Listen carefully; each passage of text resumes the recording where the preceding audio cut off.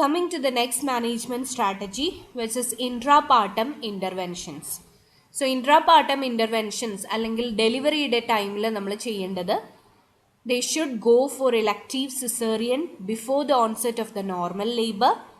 ഇതിൻ്റെ കാരണം in normal labor there are high chances of exposure of the child to the maternal blood.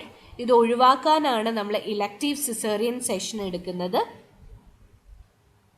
The cesarean session is usually done at 38 weeks before the onset of the labor and rupture of membrane should be considered.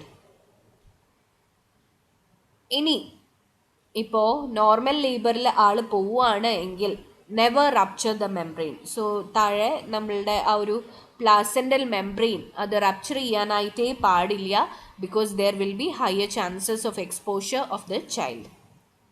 And you have to avoid any kind of procedure which increases the risk of exposure of the child to the maternal blood and secretions, like use of scalpels, electrodes, etc.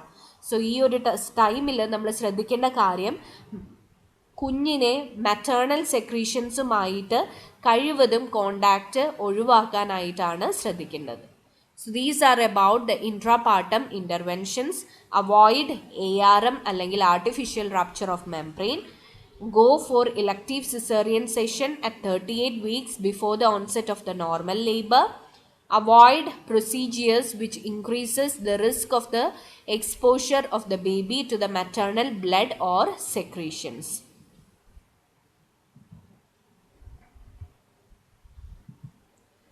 Coming to the last strategy, so which is breastfeeding.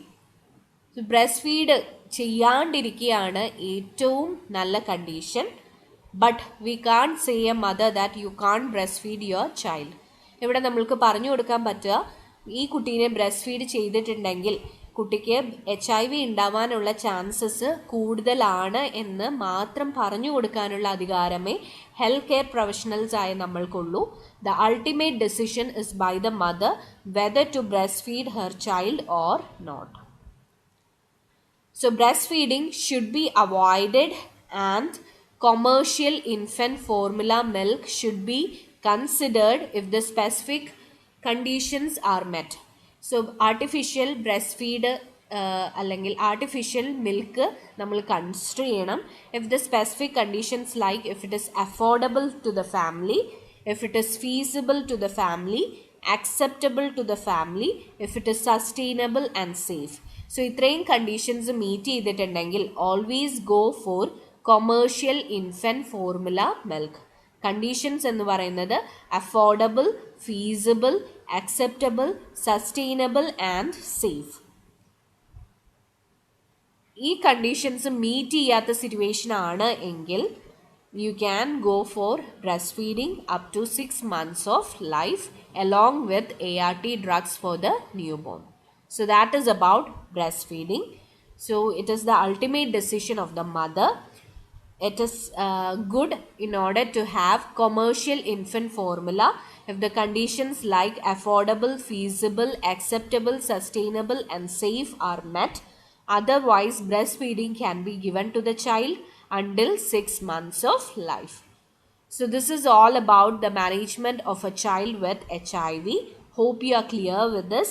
This is the last topic in this unit. Please go to the syllabus and check whether all the conditions are covered.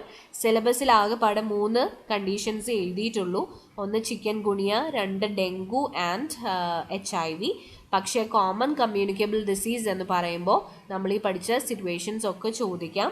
So focus on this conditions, 3 conditions, and you have to also read the other condition. So wish you a happy day. Bye.